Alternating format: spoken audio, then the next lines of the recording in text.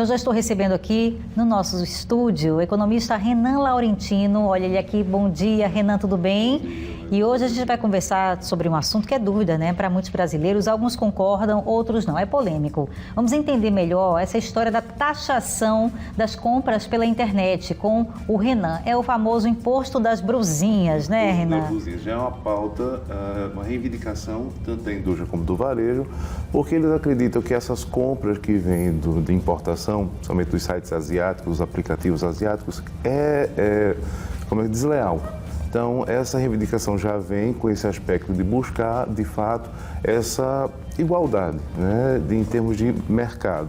Porque, levando em consideração, essa tributação entra, né, são 20% de imposto e já existia o 17% de ICMS junto a quem fazia esse tipo de compra.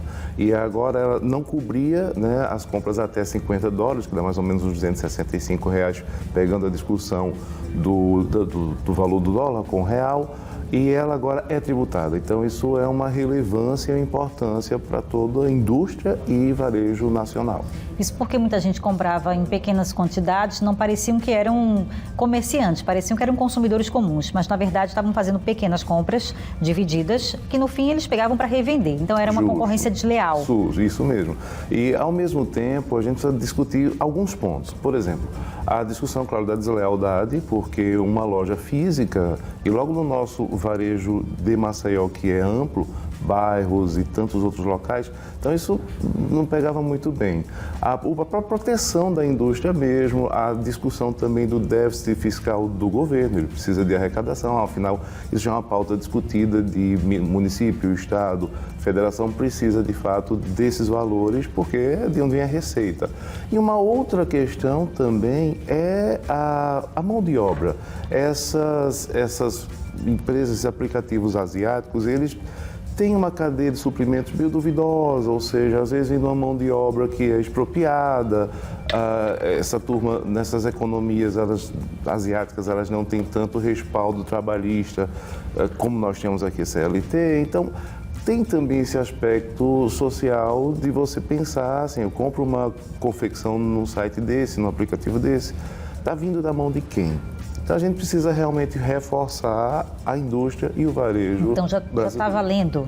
Não está valendo ainda. Essa pauta, ela volta para a Câmara de Deputados em Brasília para alguns detalhes, alguns ajustes, mas o 20% de importação, sim, está valendo. O contraponto é que algumas pessoas falam assim, eu acredito que eu vou continuar comprando porque tem alguns insumos, algumas matérias que eu não consigo no mercado local. Então, mesmo assim, eu vou assumir. Outros falam que não, você está tirando o direito do consumidor de adquirir um produto mais em conta.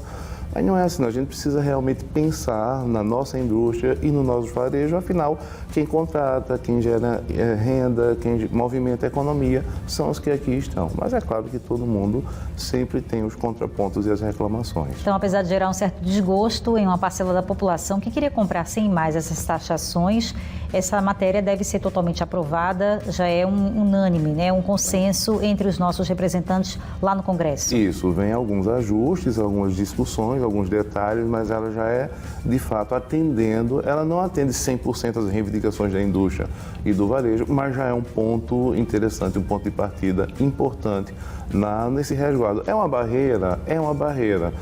É algo que pode gerar algum, porque, por exemplo, desses sites, esses aplicativos são asiáticos e alguns desses países são parceiros do Brasil, mas é uma maneira, sim, protetiva de manter a nossa economia, de manter a nossa indústria, de manter o nosso varejo.